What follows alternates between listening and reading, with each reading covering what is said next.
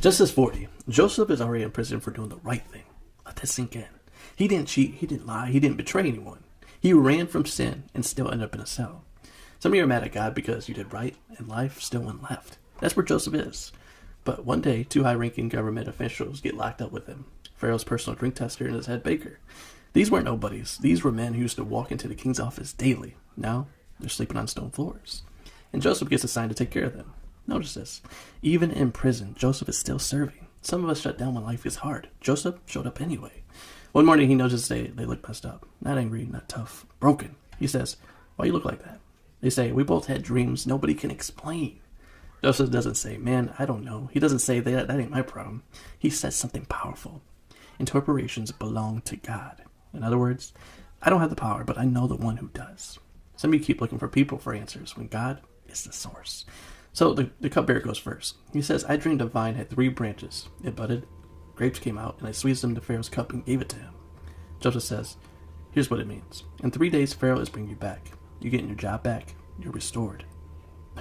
Then the baker hears the good news and gets excited. He says, "I dreamed I had 3 baskets of bread on my head. Birds came and ate it all." Joseph's face gets very serious. He says, "In 3 days, Pharaoh will execute you." No sugarcoating, no softening truth. God's word is comfort to some and a warning to others. 3 days later, exactly like Joseph said, the cupbearer got promoted back. The baker gets executed. God didn't miss a detail. Before the cupbearer leaves, Joseph says, "Please remember me.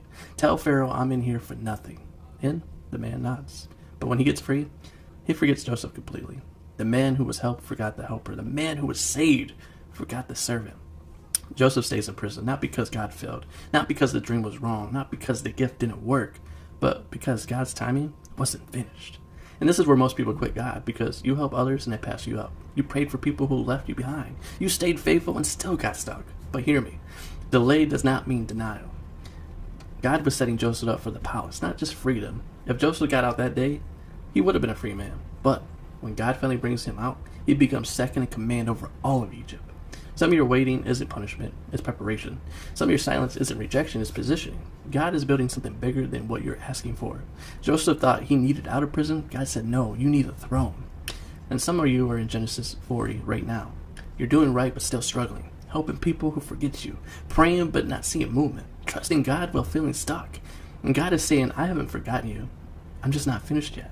The same God who made these dreams happen that day is the same God working on your breakthrough right now.